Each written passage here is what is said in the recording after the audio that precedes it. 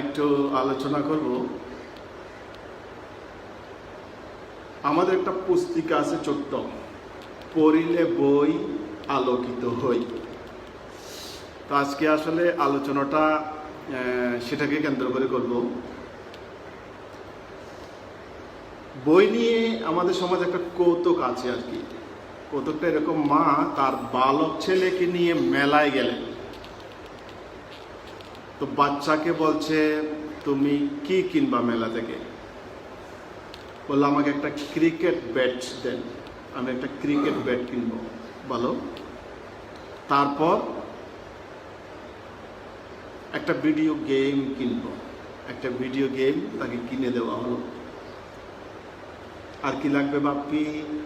আমাকে একটা হেডফোন কিনে দাও, ইয়ারফোন। ঠিক আছে, আর কি লাগবে? আমার একজোড়া ক্যাটস লাগবে ক্রিকেট খেলার জন্য, তাও দেওয়া হলো। আর কি লাগবে? তোমাকে একটা বই কিনে দিই। বললো, না, আমার তো একটা বই আছে। আমার একটা বই আছে, বই লাগবে না।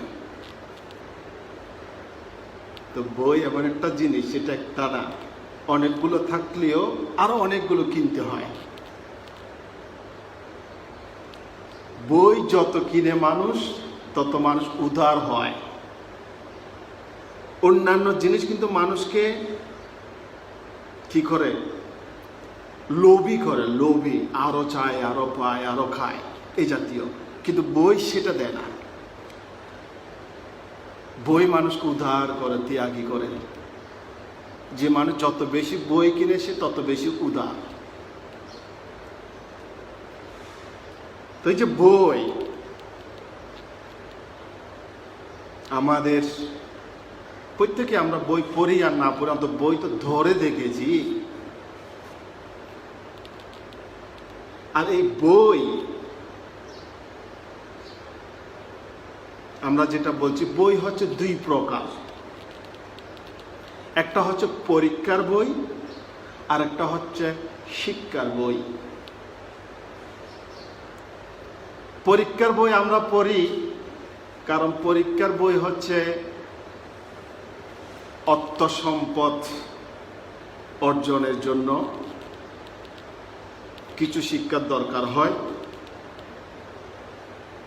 তো পরীক্ষার বই হচ্ছে সেই জন্য আমরা ছোট কাল থেকেই শুনে এসেছি, লেখাপড়া করে যে গাড়ি ঘোড়ায় চড়ে সে। তো গাড়ি ঘোড়ায় চড়ার জন্য আমরা ইচ্ছায় অনিচ্ছায় এই পরীক্ষার বইগুলো আমাদের পড়তে হয়, আমরা পড়ি। কিন্তু এই যে শিক্ষার বই,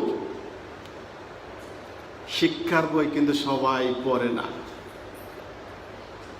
এটা সবাই পড়তে পারে না। যে বই মানুষকে মানবিক করে, সৃজনশীল করে, উদার করে, সে বই সবাই পড়ে না। এই বই পড়া তো সহজ না, অনেক কঠিন। সে বই পড়তে ধৈর্য লাগে, সে বই পড়তে বিশালতার চেতনা লাগে, সেই বই পড়তে দূরদর্শিতা লাগে। সে বই সবাই পড়তে পারে না। আমাদের বিশ্ব সাহিত্য সংস্থার প্রতিষ্ঠাতা স্যার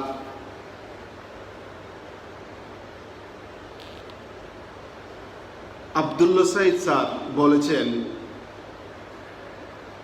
সমাজের মাত্র 6% মানুষ এই জ্ঞানের বই পড়তে পারেন। মাত্র 6% মানুষ। আর এই 6% মানুষই হচ্ছে সমাজের আলোকিত মানুষ। এক সমীক্ষায় দেখা গেছে, ঢাকা বিশ্ববিদ্যালয়ে মাত্র 9% শিক্ষক এই লাইব্রেরিতে গিয়ে বই পড়ে। ঢাকা বিশ্ববিদ্যালয়ের মতো একটা জায়গায় কিন্তু সেই শিক্ষকরাও কিন্তু এই বই পড়তে পারে না। এই ধৈর্য তাদেরও নেই। আর এই যে 9% মানুষ যারা নিয়মিত পাঠাগারে গিয়ে বই পড়েন, আর তারাই হচ্ছে বুদ্ধিজীবী শ্রেণী।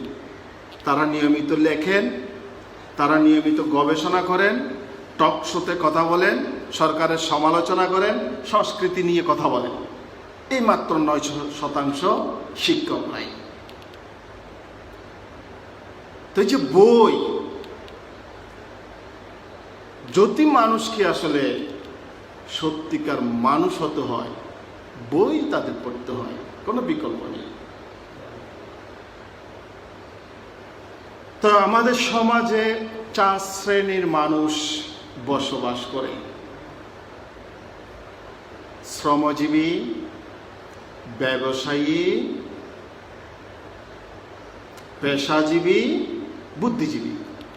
4 শ্রেণীর মানুষ: শ্রমজীবী, ব্যবসায়ী, পেশাজীবী, বুদ্ধিজীবী।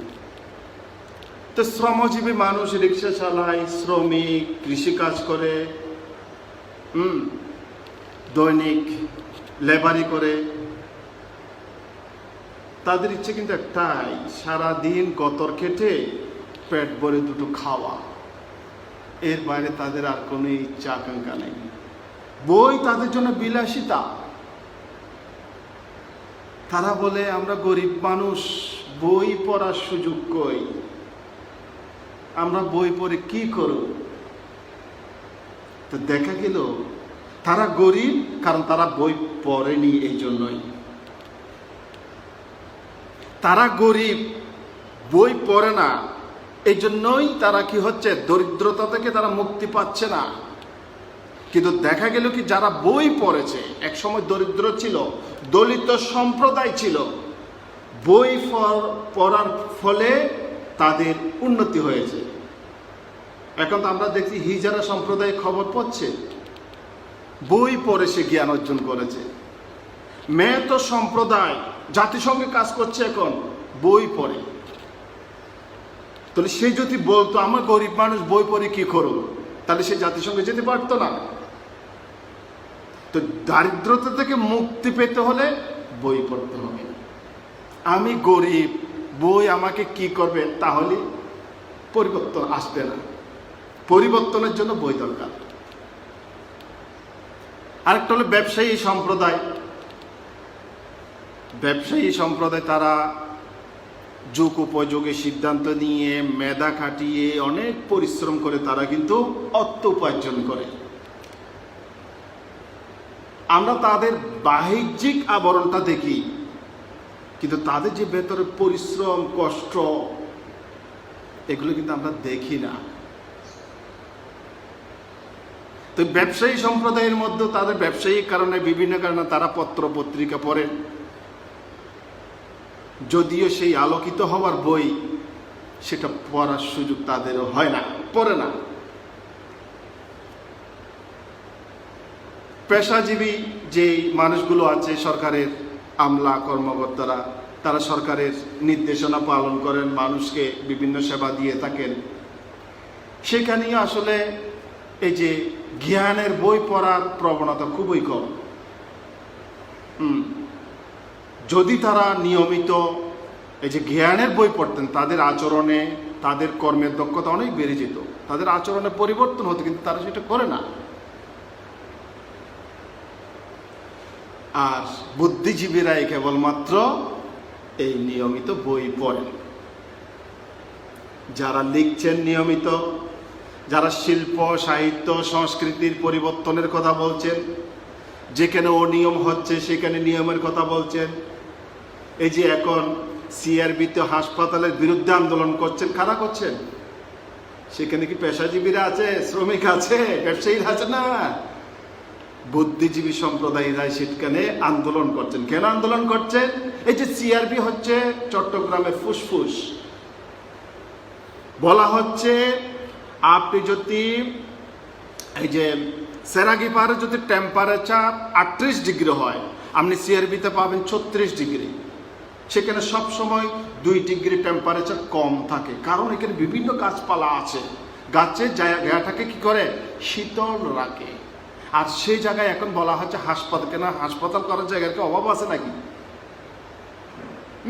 যেখানে মানুষ একটু স্বস্তির জন্য যায়, শান্তির জন্য যায়, একটু নিরিবিলি আনন্দ উপভোগ করার জন্য যায়, সেই জায়গাটা তোমরা হাসপাতাল করবে না। হাসপাতালের দরকার আছে, কিন্তু হাসপাতালের জায়গার তো অভাব নেই, কত জায়গা পড়ে আছে, সেখানে করো। কেন সিআরবির উপরে এত আক্রমণ? তো এই যে আন্দোলনটা কারা করছে? বুদ্ধিজীবী সম্প্রদায়রা করছে, যারা সচেতন মানুষ, যারা মানুষ নিয়ে ভাবে, মানুষের কল্যাণের কথা ভাবছে, তারাই সেখানে গিয়ে আন্দোলন করছে। এগুলো হচ্ছে বুদ্ধিজীবী সম্প্রদায়। তো এক মনীষী বলেছেন, আসলে পাঠ্য বই আমাকে খুব আকৃষ্ট করেনি, কারণ পাঠ্য বই পড়ে আমি একটা সার্টিফিকেট পাবো, আর এই সার্টিফিকেট দিয়ে আমি কি পেতে পারি? একটা চাকুরি পেতে পারি। আর যদি চাকুরি না পাই, এই সার্টিফিকেটের কোনো দাম নেই। অর্থাৎ আমি যে লেখাপড়া করে আসলাম স্কুল কলেজে, কোনো মূল্য নেই। তা আমাকে যেটা আকৃষ্ট করেছে, আমি শিখেছি প্রকৃতি থেকে, শিখেছি মানুষ থেকে, শিখেছি বই থেকে, শিখেছি। এভাবেই তিনি বলছেন, আমি সমৃদ্ধ পরিপূর্ণ মানুষ হতে পেরেছি। মানুষ দেখে শিখে 70%, মানুষ দেখে শিখে 70%, আর 10% শিখে শুনে, আর 20% শিখে পরীক্ষা নিরীক্ষা করে, স্পর্শ করে, গন্ধ নিয়ে, এটাকে বিভিন্নভাবে খোলে বেঁধে, এভাবে শিখে মানুষ 20%। তো এই জন্য মানুষকে কি করতে হয়? বিভিন্ন জায়গায় ভ্রমণ করতে হয় দেখার জন্য, বিভিন্ন সেমিনারে যেতে হয় শোনার জন্য, বই পড়তে হয় নিয়মিত, গবেষণা করতে হয় পরীক্ষা নিরীক্ষার জন্য, তবেই একজন পরিপক্ক মানুষ হতে পারে। প্রাতিষ্ঠানিক শিক্ষায় যদি মূল শিক্ষা হতো, তাহলে আমাদের রবীন্দ্রনাথ, নজরুল, লালন কেউ কিন্তু খ্যাতিমান হতে পারতেন না, কারণ তাদের কোনো প্রাতিষ্ঠানিক ডিগ্রি নাই। তারা শিক্ষা অর্জন করেছেন প্রকৃতি থেকে, তারা শিক্ষা অর্জন করেছেন বিভিন্ন জ্ঞানী বই থেকে, তারা শিক্ষা অর্জন করেছেন বিভিন্ন মানুষের সংস্পর্শে এসে। তো জ্ঞান ব্যতীত আমাদের আসলে কোনো বিকল্প নেই। আমাদের উন্নতির জন্য বই কেবলমাত্র জীবিকার জন্য নয়, বই হওয়া চাই জীবনের জন্য।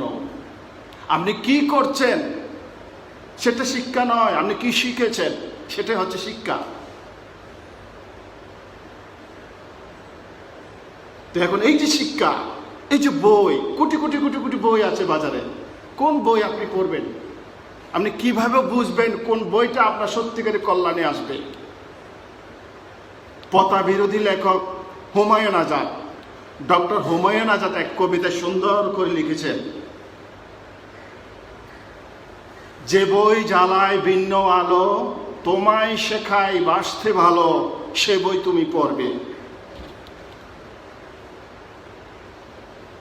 যে বই তোমায় দেখায় ভয়, সেগুলো কোনো বই নয়, সে বই তুমি পড়বে না।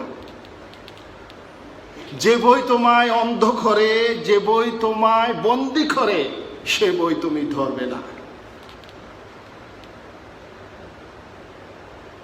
যে বই আপনাকে স্বপ্ন দেখাবে, মহান করবে,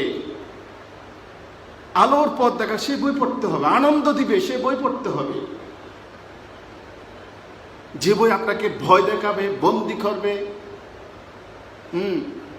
আপনাকে অহংকারী হতে শিখাবে, আপনাকে বিচ্ছিন্ন করতে শিখাবে, না, সে বই পড়বেন না। সে বই আপনাকে আলোকিত করতে পারবে না, কখনই না।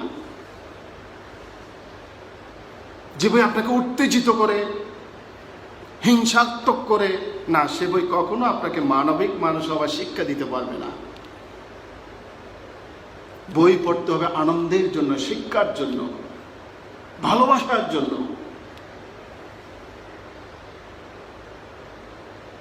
তো এই যে বই, একটি ভালো বই মানুষের জীবনের আমূল পরিবর্তন করে দিতে পারে। আমূল পরিবর্তন, চিন্তাধারা সবকিছু পরিবর্তন করে দিতে পারে একটি ভালো বই। যেমন একজন ভালো মানুষ, একজন ভালো বন্ধু আপনাকে পরিবর্তন করে দিতে পারে। তো সবসময় আমরা ভালো বই পড়লে, ভালো মানুষের সংস্পর্শে থাকলে, আমাদের যে নেতিবাচক চরিত্র আছে, আমাদের যে নেতিবাচক আবেগ আছে, ধীরে ধীরে কিন্তু এখান থেকে মুক্তি পেয়ে আমরা কিন্তু পরিশুদ্ধ জীবন যাপন করতে পারি। সেটা অনেকটা এরকম, মাটির কিন্তু কোনো গন্ধ থাকে না আর কি, মাটির কোনো গন্ধ নাই, কিন্তু শিউলি ফুলের গাছের নিচের মাটিতে কিন্তু সুগন্ধ আছে। তো শিউলি ফুলের গাছের নিচের মাটির সুগন্ধ কেন? কারণ তার উপরে সবসময় শিউলি ফুল পড়েছে, পড়তে পড়তে পড়তে পড়তে এমন একটা হয়ে অবস্থা হলো কি মাটিতেও সুগন্ধ চলে আসছে। তো আমরাও যখন সেরকম প্রগতিশীল মানুষের সাথে থাকি, একটা সময় আমরাও কিন্তু প্রগতিশীল হয়ে যেতে বাধ্য। আমরা যদি ভালো বই পড়তে থাকি, এক সময় আমরাও সেরকম জ্ঞানী গুণী মানুষের যে আদর্শে হয়ে যাওয়াটা সম্ভব। তো আবারও সে কথাই বলে শেষ করছি, পড়িলে বই আলোকিত হইস। চলুন আমরা সবাই ভালো করে বই পড়ি, ভালো বই পড়ি, নিজেকে গড়ে তুলি, আলোকিত হই, চারপাশ আলোকিত করি। এতক্ষণ শুনেছেন, এই জন্য সবাইকে ধন্যবাদ।